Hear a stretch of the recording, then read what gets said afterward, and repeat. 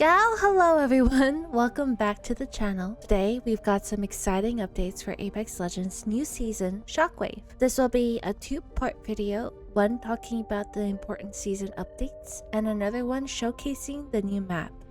Please check out part 2 after this. Before we begin, I'd like to thank Respawn and EA for this awesome opportunity to participate and to be able to record this awesome footage for you guys. So let's dive right in. First up, let's talk about game stability. Now, I know this is a big concern for many of you. When the dev team talks about stability, they're focused on game uptime and making sure you can get into the matches smoothly. But for us players, it's about servers, matchmaking, and an overall gameplay performance. This leads to matchmaking improvements. The goal here is to create more enjoyable and balanced matches for all skill levels. They're working on features and accessibility updates to help new players bridge the skill gap. This long-term vision is to have higher quality and more competitive matches for everyone. Plus, they're being more transparent about the matchmaking system, so that's really cool to hear. Now, let's talk about ranked rumbles. These are new events that will go live at the end of Upheaval. There will be 2 ranked rumbles each season, one at the split and one at the end. The scoring is based on your 10 best matches and you don't need to re-enter. This is a great way to climb the leaderboards and claim some rewards without the usual grind. The next ranked rumble will start on August 3rd. You might have seen some posts about it, so good luck and I hope you enjoy. Speaking of ranked, there are some exciting adjustments coming. There will be a map takeover at the start of the season to showcase E-District, the new map. Plus, they're introducing additional seasonal resets to reduce skill mixing and chaos at the start of ranked season. For placement, players in 15th place or above won't lose any RP, and there will be small adjustments to RP gain from kills. The devs are continually monitoring feedback and data to make sure they're making the necessary adjustments, so hopefully it won't be another Season 17. For the casual players or the newer players that are wanting to play this game, there's really good news too. The devs have tuned some queue times to increase the tightness of matches, even in low population regions and times. There is also a new welcome pass for new accounts offering 7 days of challenges to teach and reinforce core skills. As for practice, there's a bot royale mode where you can hone your skills without worrying about getting into a lobby filled with pros or masters. It's going to be filled with bots and you can just run around and try out new characters and new skills there. Now let's talk about weapon changes. It's going to be a very interesting season.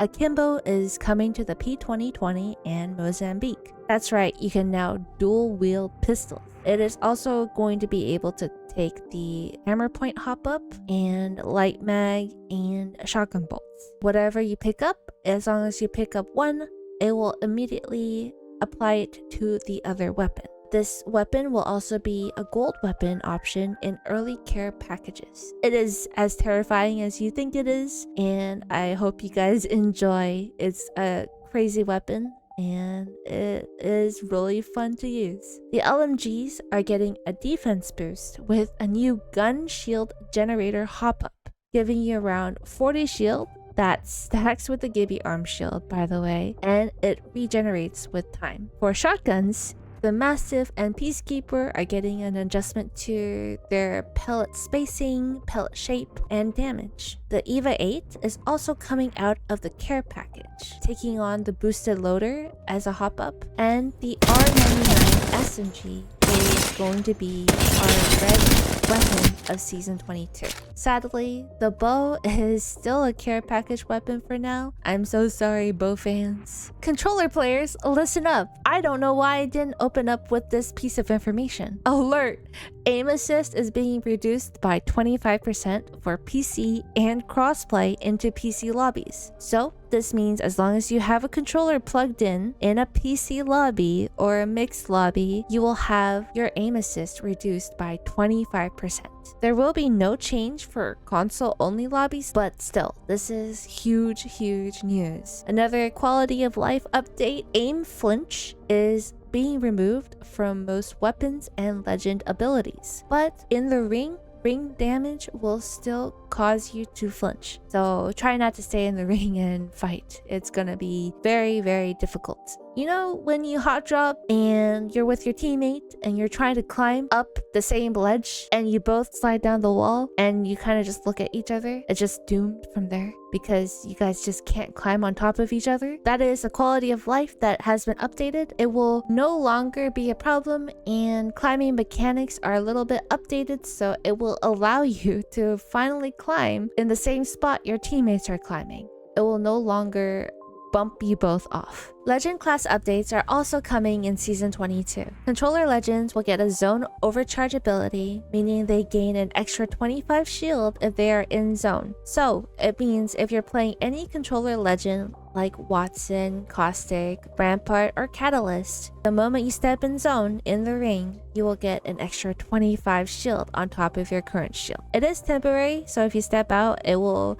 deplete, but if you step right back in, it will recharge. Controller Legends are also getting a quality of life update, a remote object pickup feature, which means you can basically pick up your traps from a greater distance, and also you don't even have to LOS your trap to pick it up. Also, for our Caustic mains out there, your friendly barrels will now be noticeable with a green accent color rather than the usual red we see. Recon Legends will see an increased survey beacon spawn rate and a new thing called threat vision. This means that while you're aiming down sight, the enemies will be a bit more highlighted than what a non-recon legend will see. Scanning on recon beacons is also way faster now, and instead of scanning the whole map, it is a closer radius and only scans enemies within that radius. Also, when you scan the beacon, it will flash a pulsing light twice to give a visual alert to anyone around. There will be a lot of specific legend changes coming in Season 22, but you'll have to wait for the patch notes to come out to find out more. One really cool buff that I can share is coming to Crypto as a new level up upgrade choice when he hits his blue shield. You can now choose to become invisible while you're in drone. You won't be fully invisible. It will be kind of like when Mirage goes to res and he goes semi-invisible. You can kind of see his outline, but to the undiscerning eye, he is pretty much not there. Season 22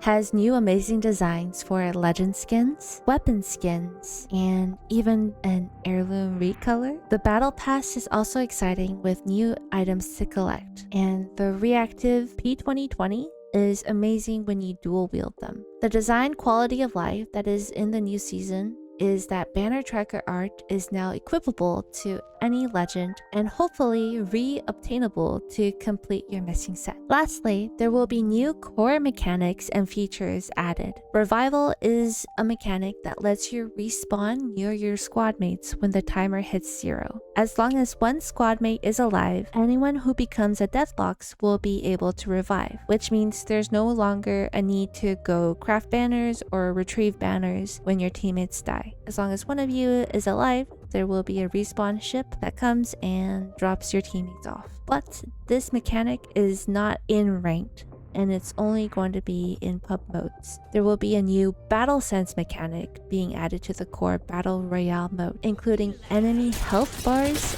and highlights. This means when you shoot an enemy, there will be a health bar above them. It's gonna be interesting to see. Looting is also getting a little bit of an update.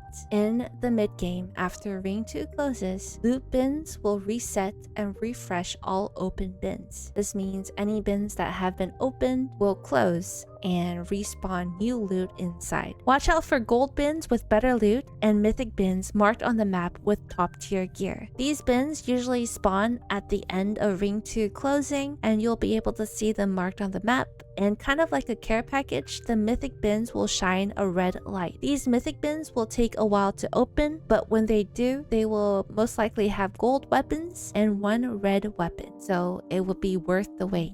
I know I said lastly, but I have a small update regarding the cheater hacker situation. This season has been so frustrating, and the dev team is working hard on preventing hackers in the lobbies. One update I can share is that they're definitely working on it, and working on systems to retroactively reward RP if you do get taken out by a cheater. But that's all the updates I have. Please look forward to a comprehensive patch note later on in the week. Thank you so much for tuning in. If you want to see the new map, please check out part 2. I'm super excited to play. If you liked it, smack the like button, subscribe for more updates. I'll see you in season 22.